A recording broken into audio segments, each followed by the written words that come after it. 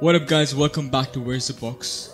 Today we're going to talk about quite an interesting topic because this is something that many people have been arguing, debating, and even a little bit confused about in general. And it's whether the Apple Silicon M1 MacBooks are worth buying or not.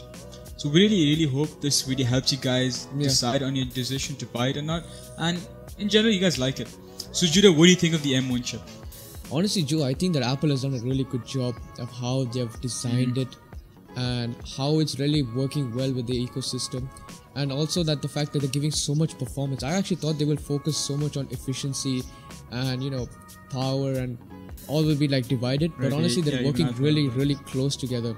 So honestly, this, if you see the layout of this, is perfect. The CPU, the GPU, everything into one chip, and this is where the efficiency comes into play, with a 3.5 times faster video processing and a 7.1 image processing.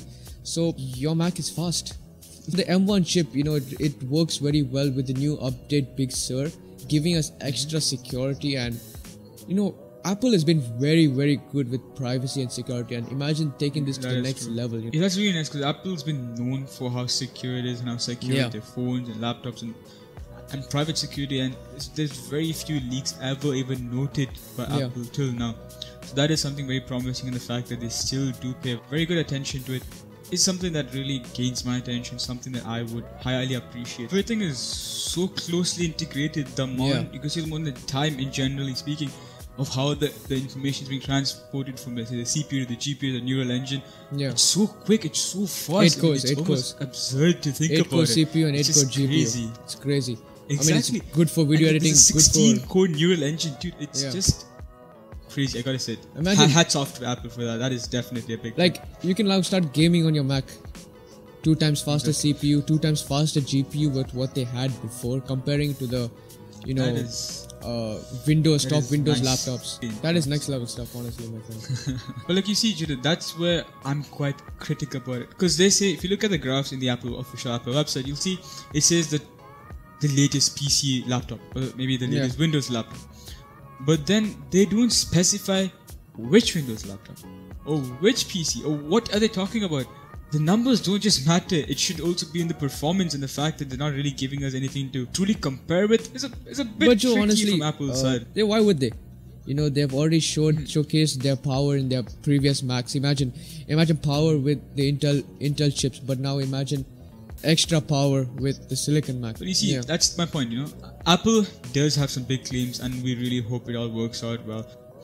Moving on, the M1 chip comes in 3 devices. There's the MacBook Air, the MacBook Pro, the 13-inch one, as well as the Mac Mini. So Judah, what do you think of the MacBook Air? Honestly, Joe, I think my new favorite laptop is MacBook Air with the silicon chip, because it's crazy to pack so much in the MacBook Air. The MacBook Air is probably one of the best selling points, for Apple. The consumer really like the MacBook Air, and what they've given us is crazy. I think they've really taken this to a next level. It's a great leap with what they're giving, Joe.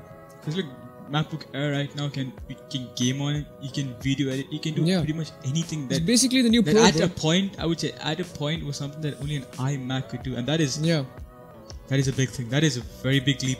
And also the price, Judah. Talk about the price. That's quite a big thing. It's the same price as last year. So much for such a low price. Exactly. It's the same price. It's like it's a phrase that they use. Small chip, great leap. They're giving so much for the same price. They're giving so much with the 8-core CPU on MacBook Air. Years ago, it was never heard of, and now they've just here, just take it. Oh yeah, guys! Also, don't forget the MacBook Air can go all the way up to 2 terabytes, Joe, and a 2 times faster SSD. Bro, this is meant for the MacBook Pro, but they've really outdone themselves to really upgrade the Mac Air. But do you guys remember, it does start off from 256 GB, so if you don't want such a high price for 2 TB, it's fine. You can go for the 256. Also, the RAM is upgradable up to 16 GB, which is good. But also do remember, like all the previous MacBooks, once you do buy the laptop, you cannot upgrade the RAM later on. So keep that in mind and decide a choice. Just kind of think for the long term. What will be using the long term. Even if you have to spend extra, just do it, because you really cannot do anything later on. And Joe, Remember I talk about the efficiency? The MacBook Air has 18 hours of battery life. 18 hours. 18 hours, guys. That is no joke. That's 6 times more what they've given us before. Insane. And it's very few laptops right now even have such a high battery life. Most people maximum is like 12 hours, and the fact that it's giving 18 hours now, they've really taken a few things into consideration. I mean, this is the best comparison they can make between performance and efficiency and how they work together, you know. This MacBook Air is packed with performance. At the same time, you're getting battery life that's not heard of. This is next level stuff. And guess what, Joe? The MacBook Air has no fans. What? Imagine fans. It won't get hot as how it used to get. That is just insane. I mean, look, because till now, every laptop we've got, every laptop that has been given out, almost every single one of them has a fan. That is just crazy. Yeah, and it does not get warm, guys. It does. You can do video editing on this. Warm. It does not get hot also. You won't be able to hear anything because there's no fan. That's taking it to the next level, you know. Exactly. And with Big Sur in it, the new update, wow, privacy is taken to the next level, dude. The apps that have come up with the M1 chip is really built for the MacBook Air, MacBook Pro, and the Mac Mini that have the M1 chip in this. I think it's the best buy. That's all there is. What do you think? I think this is the best buy. Especially since the December season, the holiday seasons are coming up. If you guys are looking to buy a laptop, we would recommend to keep this in one of your lists. It should be then one of your lists. Yeah. Honestly, this year the MacBook Air is the biggest jump for me. Exactly. It's just a very good laptop for a very decent price. And overall, it's just good, guys. It's just really good. Yeah. So now let's move on to one of the siblings of the MacBook Air, which is the MacBook Pro, the 13-inch one. It is, in general, almost the exact same features as the MacBook Air, but with a few major upgrades here and there. So, Judah, what are these main upgrades?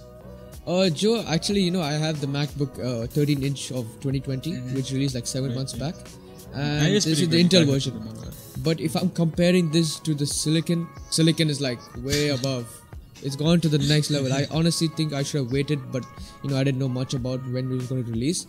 But Joe, this year it's crazy what they're giving in the MacBook Pro 13-inch, And I mean, I think a lot of people had the same thing as you, because a lot of people thought the previous one was extremely good. Yeah. Few people bought it right before they actually released the MacBooks, but of course, pretty sure sooner or later there will be some offers here and there that people could take an advantage of. Yeah.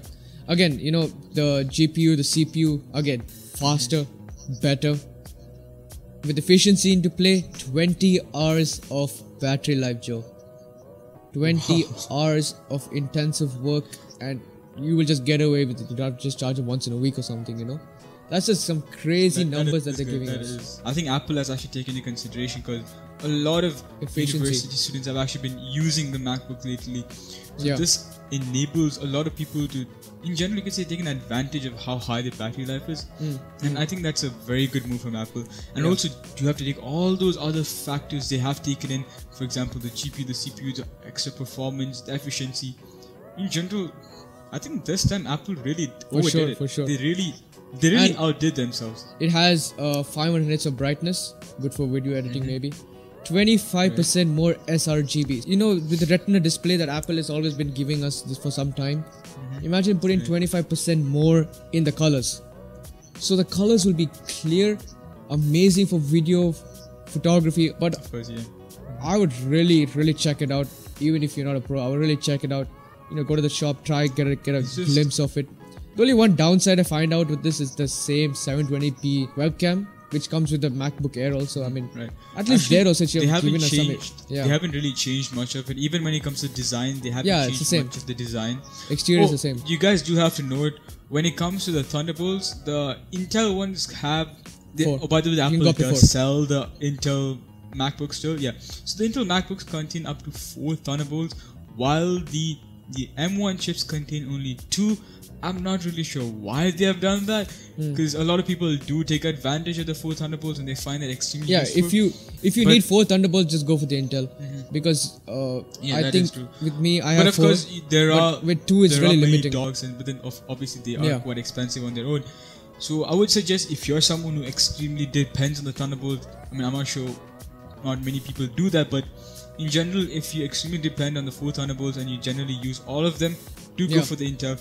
But of course, if you guys want that step up on everything and there's that huge upgrade, then do go for the M1. We will definitely also, Joe, for you guys. MacBook Pro 13-inch, you can connect a 6K Apple XDR screen with no issues. I know there were some issues with the Intel ones, but with this, it's next level, Joe. Because I think the thing is, right now the chip is also from Apple, right? So all the Apple, I could say the Apple ecosystem is now almost complete.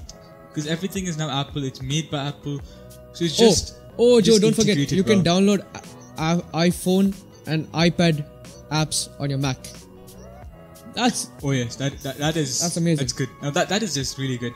Because there's so many things that's on your phone, but you can't do it on your laptop, and many people do struggle from that. This is what I was telling you before. Good, right? Apple was really limited with the Intel chips, but with their own chip, they're able to go to different level. Now I'm gonna be honest with you. I'm eager for the next MacBook, the next Pro, or the M2 chip. Yeah, M2 chip. I don't even know what M2 stands for. I'm just exactly. Yeah, actually, I'm confused. I think M stands for Mac, maybe, probably. Yeah, I think it stands for Mac. Because then it just says A1. Is there for the?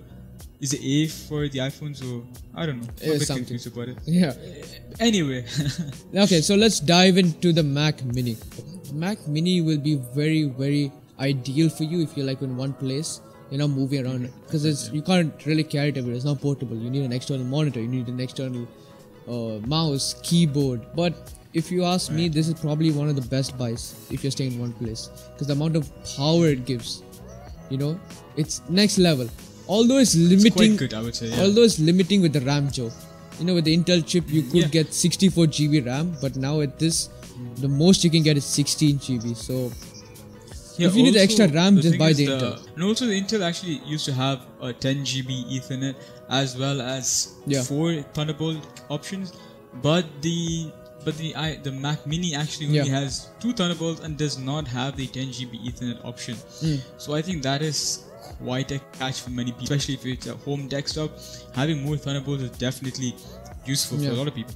No, and a quick one: you cannot upgrade the RAM later on, like how you used to. You could upgrade it before, but now you can't do it because it's all all tightly integrated in the M1 chip. So I would suggest if you need more RAM, go for the Intel. Alright guys, that's what we think about the M1 chip and all the little Macs that come along with it. Do hit that like button, smash the subscribe button, and tell us what you think about the MacBooks in the comments below. Or anything that you would like us to make a future videos on. Follow us on Instagram at whereisthebox, and stay tuned for the next video. Until then, see you guys. Bye. Bye.